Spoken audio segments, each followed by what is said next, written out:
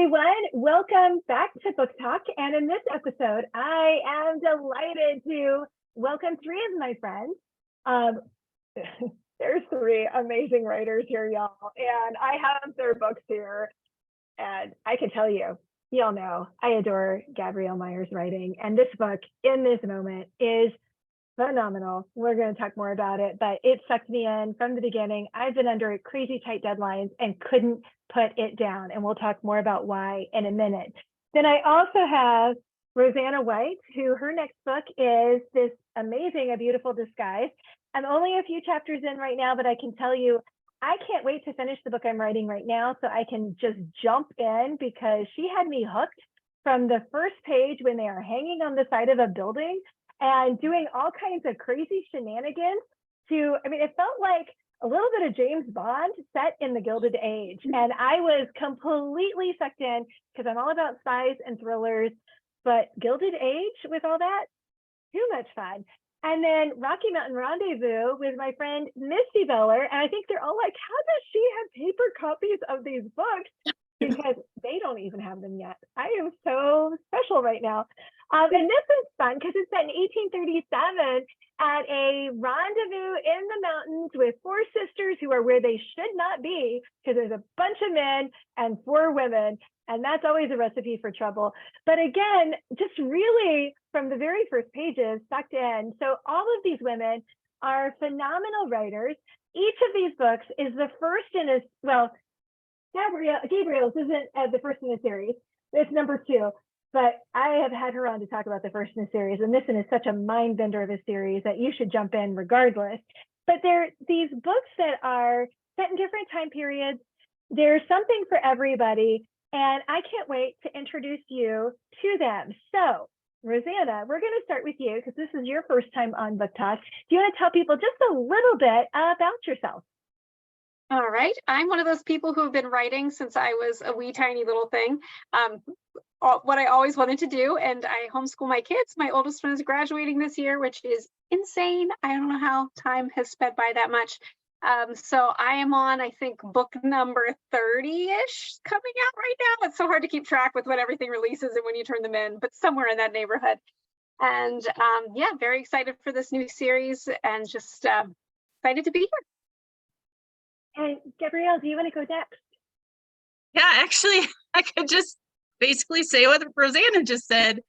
Wanted to be a writer ever since I was very, very little, and wanted to be a homeschool mom. And my oldest is graduating this year, so it's kind of cool. And I think in this moment is book 33 for me. So I live in central Minnesota. I married my high school sweetheart, and we are loving it. It's finally warm here. We're recording this a while before you'll see it, but it's been in the 70s and all of the snow is disappearing. We're so happy.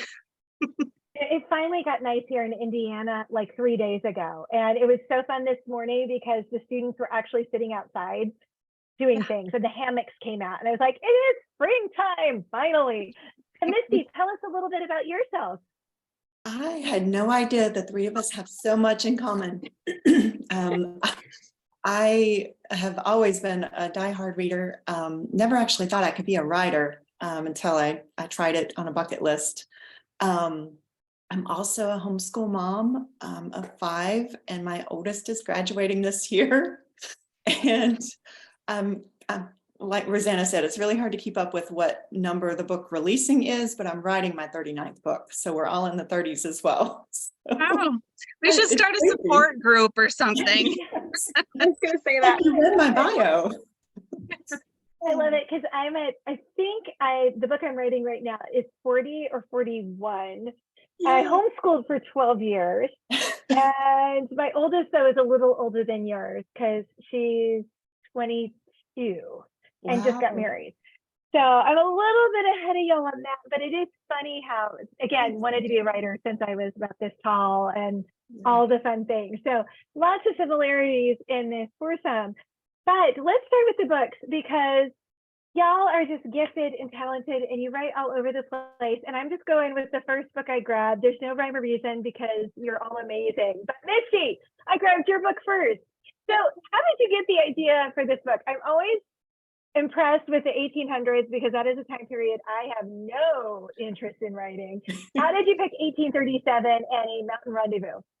Oh, that's a good question. I love the 1800s. That's really the only time period I want to write. And I've found myself writing earlier and earlier. I was trying to brainstorm a new series, and I had wanted to write something set in a rendezvous because it's just such a crazy fun setting, and just anything can happen in a trapper rendezvous. And so I had given several different ideas to Bethany House, and that's the one that they unanimously came back with. And I was so excited. I finally got to write my rendezvous story. And it was so much more fun to write than I expected it to be. For those who don't know what a trapper mountain or a trapper rendezvous, mountain man rendezvous was, pretty much all of the trappers who lived in the Rocky Mountains during that time, and a lot of the native tribes, so there would be thousands of men, would gather, usually somewhere in Wyoming. 1837 was one of the rendezvous that was the biggest and just had a lot going on in it. So the camp stretched miles and miles and miles, and just as far as you could see were just men and lodges and horses and men and men and men.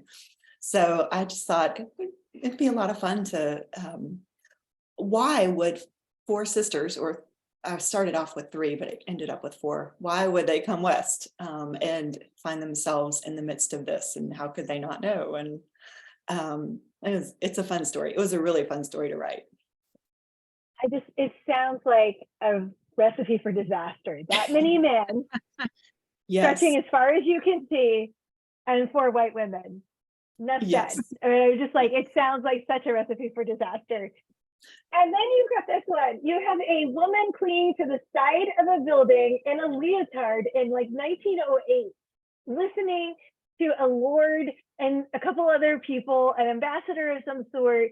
And I was like, she's going to fall off the building. She's going to break her neck, and she's in a leotard. What on earth? How'd you come up with that idea, Roseanna? Well, actually, the idea for the series was one of those random ones that came to me in a dream. I just had a dream about this Edwardian thing where it was a group called the Imposters, and they were spying on the elite. And I knew there were siblings involved. And so when I woke up, I was like, okay, what in the world is this crazy idea? So when I developed it, I decided, okay, the siblings are aristocrats, but they are on the verge of bankruptcy. So they need to earn a living. So they decide, hey, let's open an investigative firm and spy on our peers. So then the fun part was figuring out why they were on the brink of bankruptcy, which was that their father had lost all their money on the entertainments he brought to them throughout the years. So they were actually influenced greatly by the acrobats and the circus performers and the musicians and the theater groups that came through all their childhood. And they used those skills that they learned from them, like the acrobatics, trapeze work, all that fun stuff, to do their spying. So it's super, super fun.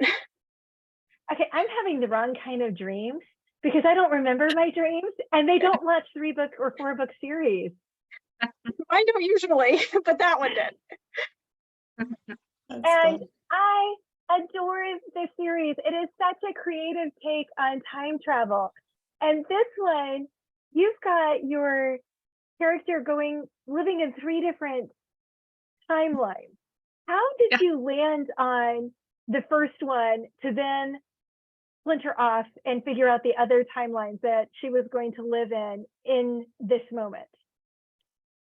So yeah, book 1 is When the Day Comes, and it's about a woman born with a gift. So she lives 2 lives at the same time. It's the gift she was born with. I think I just said that twice.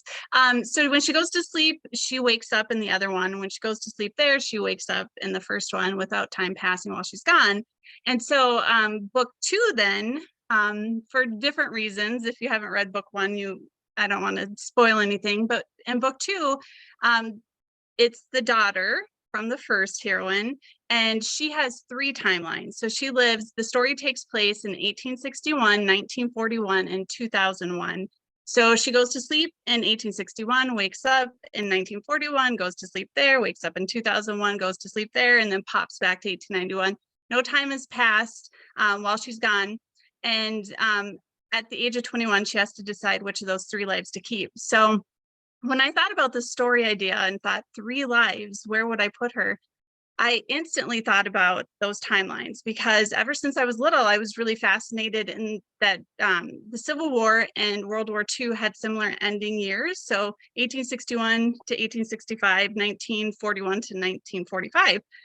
And I remember on September 11th, 2001, I thought we were ending another war that was starting on a 1. So I don't know why, I'm not like a numbers person, but that just fascinated me. And then when I pulled it all together and started, putting the pieces together, there's so many similarities and it just works really well. And I think it helps that character is living all 3 of those so that the reader can kind of experience the similarities too. So it was a lot of fun, a lot of research, and I also have her in Washington, D.C. in each one, so you can see the differences between the city in each of those time periods. And that was fascinating because as someone who lived in DC for 8 years, I know the city pretty well, and I knew a lot of the history. So I knew how bad it was during the Civil War and when Abraham Lincoln was there. And so a lot of that for a lot of readers would be like, oh my gosh, they just came in and out. I was like, yeah, they just came in and out. And then, you've got the increasing layers of security at the White House and things like that.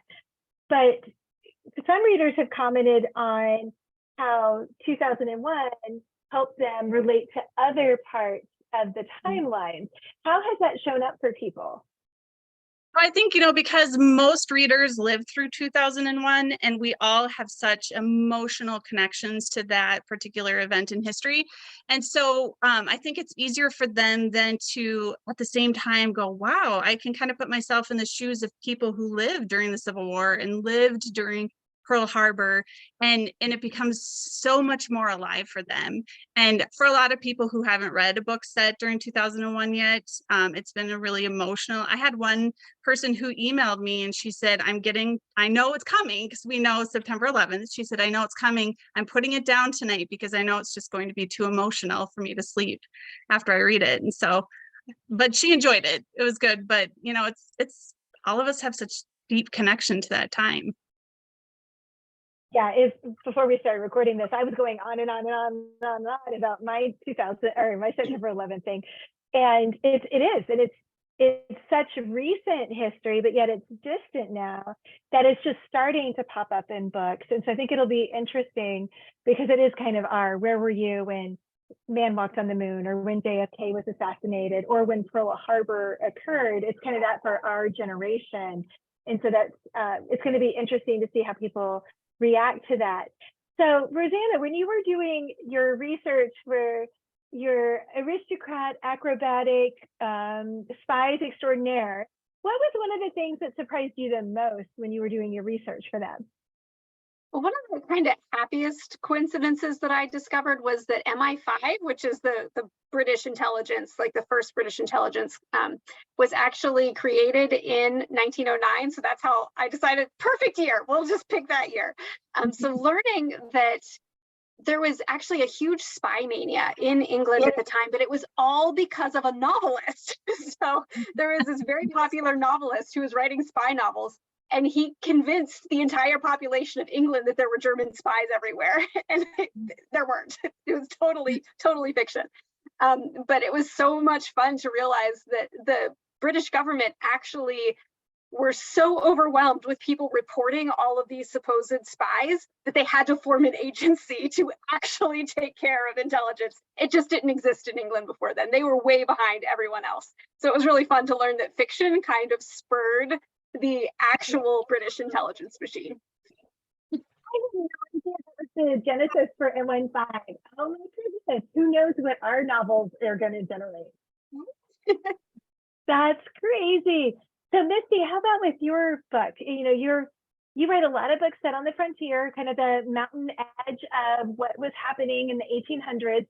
Was there anything as you were researching the Rendezvous in 1837 that you were like, oh my gosh, I had no idea that this was happening? Oh, that's a good question. I'm always reading firsthand accounts, journals of trappers and journals of people who lived with the natives, and So I don't know that there was anything that happened when I was actively researching for this book, but just in the past, stories that I've read and listened to the audiobooks of had really just kind of gathered in my mind. I had gathered stories of things that happened at Rendezvous. So yes, there were some crazy stories. And in fact, I tried to include some of them in the book. And my editor from Bethany House came back and said, "Is this a true story? Are you sure there were that many people who died during that? Like, how did the rabid wolf just sneak openly into camp?" So it's definitely one of those situations where fact is much stranger than is usually allowed in fiction. And some of them I had to tame down just a little bit, but I just continue to love listening to those firsthand accounts to get the crazy stories. Life was really wild for those who lived in the Rockies back in the early 1800s, especially. So when because that's something that we often will talk about, like in writing circles, I would include that in a novel, but there's no way my editor would let me, even though it really happened. Yes. So yes. it's something that when I'm writing, like I just did a couple of World War II novellas this year, and I've learned the hard way that I'll footnote like nobody's business when I'm writing a historical, because it just it gets ahead of, oh, that couldn't have really happened. That can't be true. And I'll be like, yep, it's footnoted so that you can go and check the source material yourself to kind of get ahead of some of those. Wait, no way, that can't be real. So are there things that strategies like that, or things that you do, or do you just kind of pull back and go, there's no way that they would ever let me put this in because they wouldn't believe that it's real? Have you ever run into anything like that in your writing? So usually I do just not put it in, or I'll tame it down to where it feels more believable. But it's really fiction at that point, which I guess is okay since we're writing fiction. But I do definitely keep a document of just web links to my different resources for different things, so that I can have the backup or go back and look at the reference when I'm doing my edits. And but really, even when I'm using true stories, like I said, they're never quite true by the time I adjust them to be believable and to fit the timeline and to fit the characters. But I love having those as the impetus for a lot of the events that happen within the books. How about you, Roseanna? Because you've written many series. And also, I think most of yours have been historical. Have you ever had to do that where you're like, I want to include this, but I just know that fact is way too far out there for my editors to let me go there? I have never pulled back. I include it. I love the power of an author's note, because the people who are going to be really picky are the ones who are going to read that and be like, what does she have to say about this? And then I use it as content to put on my website. Like, let's write about this history. Let's put up an article. You can go check that out and learn all about the crazy, bizarre history that's even weirder than fiction.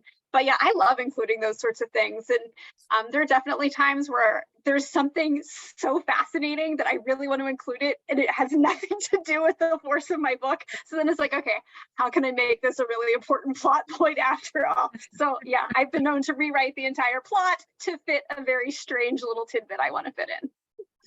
That's awesome. How about you, Gabrielle? Yeah, I agree with Roseanna. I love the author's note, and that's what I do. As I'm writing, as I'm making little notes, like this was the real history. This is how I changed it a little bit to fit into the story, or here's where you can go to learn more. I usually will include whatever it is that I find, because I think it's like, oh my gosh, that's so cool. But I have to put a shout out for Elizabeth at Bethany House. I don't even know her last name. She does my fact checking, and especially for like in this moment, there's so much history. I was blown away because she was so precise. She even found like there's this event that happened that Maggie, my character, hears about in the afternoon. And she said to me, no, the soldiers didn't get back to the city until that night. So she's like, so you're just gonna have to change the time, so And if it's not a big deal, if it doesn't affect the plot, I'll change that because it didn't. But there's once in a while where it's like, this really happened 2 weeks later than in the story. So that's when I'll use the author note, just so that, you know, if there's somebody who knows the history, you don't want them emailing saying, hey, you got it wrong. So I love it though. I think it's fun. That's why we write historical, right? It's because it's just crazy. It is. And as a reader, I love the author notes. And there have been times I'll be reading a book and I'm like, man, this feels really authentic and it feels really well researched. And I will actually jump to the author note because I want to know what parts of the story are true. And I want to know where the author has deviated from the history. And so as a reader, I love the author note and I want all of the details because I am a history minor and I love that learning. And so as an author, I will actually go through and I do the same thing where I'm like, okay, here's what's real. Here's what I changed. Here's why I changed it. And even in the novella that just came out in Across the Shores, I changed where I had a boat land. And I'm like, it would have landed here at this base, but I had it changed here because this is where the hero was stationed. And one of my first readers is like, well, why did you mess with that? I'm like, because I needed it to for the story. There was a Coast Guard station here. There was a Coast Guard station there. It could have gone here or there. It doesn't really matter in the realm of things. Most people won't care. One reader would have known. So I put it in the note, you know, but for that one reader, that would have destroyed my credibility if I hadn't acknowledged that, yes, 99.9%. And if you read that one book, it would have told you this one boat would have gone there. But I really needed for my story, I needed it to be here 10 miles this way instead of there. And so I think when we're honest with readers, they're happy to go with us and, you know, have it, because we're not writing nonfiction. We could do that, but where's the fun in that? So when you're thinking about like your next series, and I know y'all are in the middle of the stories in the series that you're writing right now, but when you're thinking and you're exploring what's next and what's to come, how do you find the germ, that spark, that what if, that gets you going, ooh, this could become something? Now, it doesn't always come from a dream, Roseanna. You know, we're not always that fortunate to have that. We wake up and go, oh my gosh, it's a gift from on high that came to me in the middle of the night. Although if you can give me whatever had that all come together, I'd be forever grateful because that sounds amazing. So how do you normally, or is there a normal? Maybe there's not. Maybe, I mean, sometimes every series and every book's different. But how do you normally come up with what your idea or that spark idea or spark is? And Gabrielle, I'll start with you. Usually it comes through researching other books. So I love the research process, and I enjoy that more sometimes than the actual writing process. And usually I will read something while I'm researching. So for like When the Day Comes, my first book in the Timeless series, she is a dollar princess. So she, her mother is trying to take their wealth and purchase a title, marry her off to an English lord. And so I just did a lot of research that didn't even go into the book, but I was so fascinated by it that it actually sparked the idea for another series. And so not going to talk too much about it, but it just, and now I'm researching this other series and it's giving me ideas for the next one. So that's usually where my ideas come from, is just researching and finding that cool history. I love that. How about you, Roseanna? A lot of it is from research, much like Gabrielle said, and it's just always those what ifs, like you mentioned, Kara. I get this idea of what if, you know, there was a family of thieves who were hired by the government, or what if, you know, what if there was a violinist who was asked to do this thing? And so that usually, like, premise usually comes before any idea of actual plot or even who the characters are going to be. Just that spark, that, you know, it might come from research, it might come from some random television show I'm watching, it might come from a random phrase that I come across. One of my most favorites is actually, I was signing books when The Number of Love came out, and they were pre-orders, and I had like 6 of them to Elizabeth. different Elizabeths. And I was like, oh man, another Elizabeth. And I was like, and it just sparked this idea for two Elizabeths who were mixed up. And that became The Nature of a Lady. So you never know, just random phrases get stuck in my head sometimes and turn into a whole book. I love that. And how about you, Misty? Kind of what Roseanna just said. It's the what if, and it comes, I never know where it's going to come from. My Brides of Lorraine series came from, I was listening to a historical podcast, I'm just a history nerd. And so I just randomly take things in. And it was a podcast about Vikings and and I think maybe just a few sentences were about how they had come farther west into Canada than people assumed they had. And I got to thinking, I wonder what if they went even farther west than that and went all the way to the Rocky Mountains, and maybe there was one village who survived, but maybe they were hidden away for 1,000 years. And so that was kind of the spark for that series. We changed it from Vikings to a French settlement that was hidden there in caves for 100 years. So it was a little more believable, but you just never know where that spark is going to come from. I love that. Yeah, And that's part of the fun of researching. So absolutely. And I think so many stories come that way. So now we'll do just a couple of really quick questions. What's easier to write, heroes or heroines? Roseanna. Maybe heroes, actually. I like the different mindset. Gabrielle.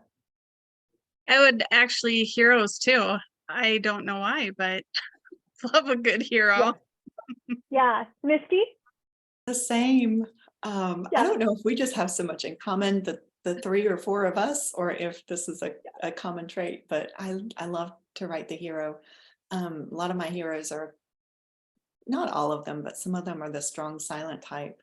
And my older brother is kind of like that too. And so if ever I'm stuck and, how would this hero act in this scene? I just kind of think of David in that scene and go with it.